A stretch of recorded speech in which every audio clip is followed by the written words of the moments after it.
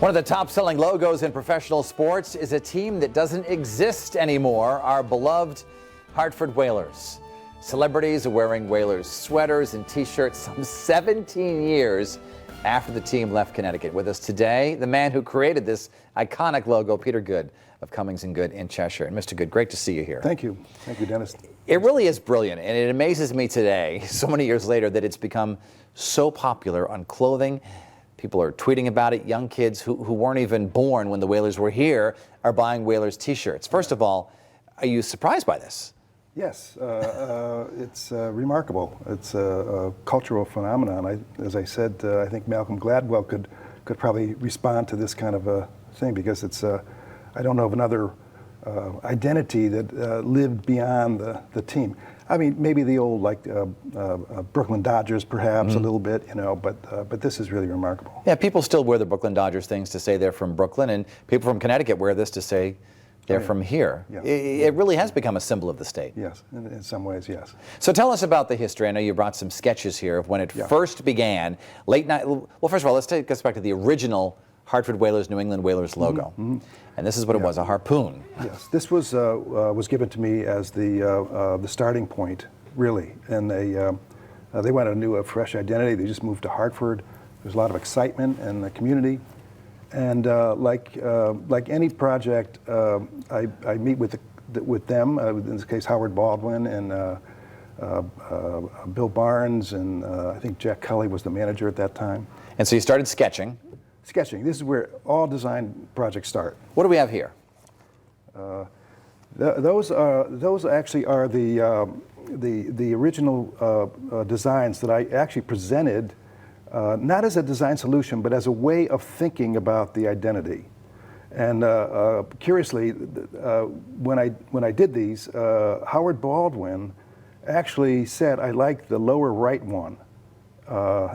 Shown here with the trident fork there. The trident. Yeah. The trident was a reference to the harpoons, you know. Yeah, and that's what. And I said, well, wait a minute. Why do you like that one? He said, I like it because the H is there. Okay. And so, you know, I said, well, wait a minute. That was not a requirement. That was just an idea that I had. But now that I know that, it limits the field.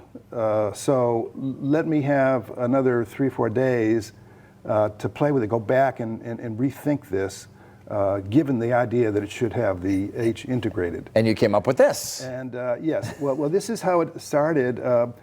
I was bothered by the idea of harpoons anyway, because their mascot is a whale. Yeah. So why would you have a symbol that that suggests That's killing a good your point. mascot? That's a good there seems point. to be a contradictory there. Yeah, it does. It does. It does. So I started, what do I have to work with? I have the letter forms W, H, and I have a whale. And, you know, whales are kind of amorphous creatures. They're not like a tiger where you could characterize them very simply. But the whale's tail is very, very formally interesting, and it's symmetrical. And so you have 3 symmetrical elements to play with. This was a gift.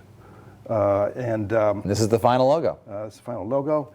And I call it a marriage of convenience between a whale's tail, a letter form W, and the offspring, essentially, is the negative H. What was the public's reaction when it was first unveiled and first showed up in uniforms? They liked it.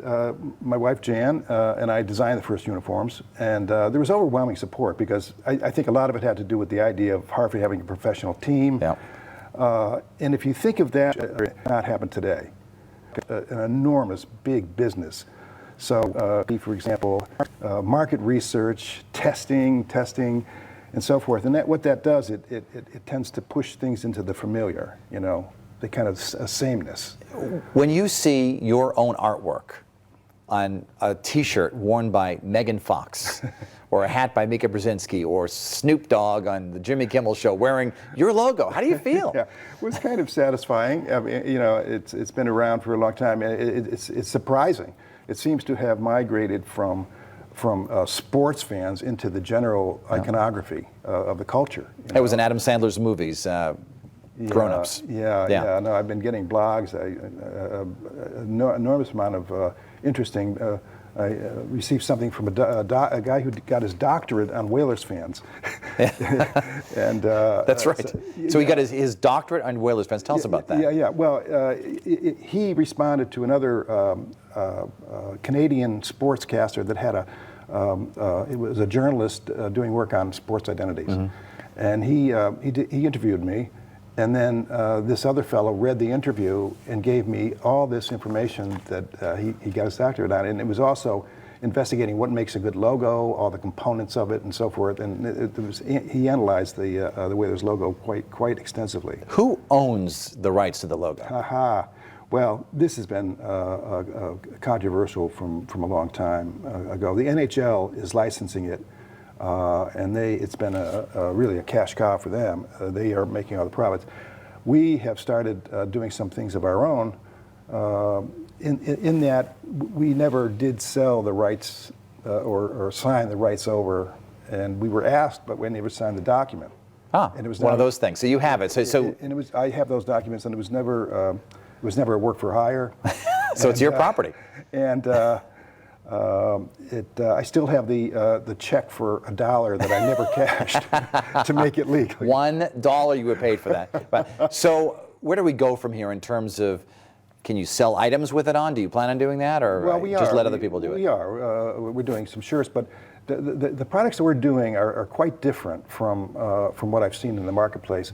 When we first started this, Jen and I designed a lot of items, and it was called a designer series. We sold them through the Whaler shop, and it was umbrellas and tote bags and shirts and aprons, but they were very sophisticated, beautiful ability and very, very subtle. And to tell you the truth, it wasn't that successful because sports fans like it big and brassy, but now that it's creeping out of that specific use and coming into the culture in general, the vernacular. We're starting to think about reviving those designs that we did, and actually other ones too. Yeah, people are getting Whalers tattoos these days and the whole bit. Yeah, I want to ask you too, as you know, the governor has said that there are 3 groups interested in bringing an NHL team back to Hartford. Would it be called the Hartford Whalers? Is that a no-brainer at this point? Well, it seems it would be natural, but when these get involved with all these contractual, owners and manipulators and marketers and so forth, who knows what's going to happen? But the fan base is still there. I mean, there's Whalers fan clubs, in Connecticut. So a source close to one of the groups said one of the reasons is that of the hot selling items that they are now encouraged. Well, maybe there's a market out there. Yeah. Well, there could be. That remains to be seen. How would you feel if the team came back and they hired someone else to change the logo completely? Well, believe me, that's happened before, and their logos are some things that every designer likes to think they're timeless and enduring, but some that I thought would last for many, many years tend to change. There's so many factors. When a team starts losing games, everything's on the table. Change the uniforms, change the logo, and so forth. So look at the Red Sox, the Yankees, Green Bay Packers, others. The Browns don't even have a logo. Yeah. So, all right, Peter Good, this was fascinating stuff. Thank you, Dennis. Thank you for being on the program today. Thank you very much. Our flashback when we come back, and we welcome your comments on today's program, either on Facebook. Look for me there, Dennis House 3. I'm on Twitter at Dennis House WSB, or my blog, The Hartfordite, on DennisHouse.tv.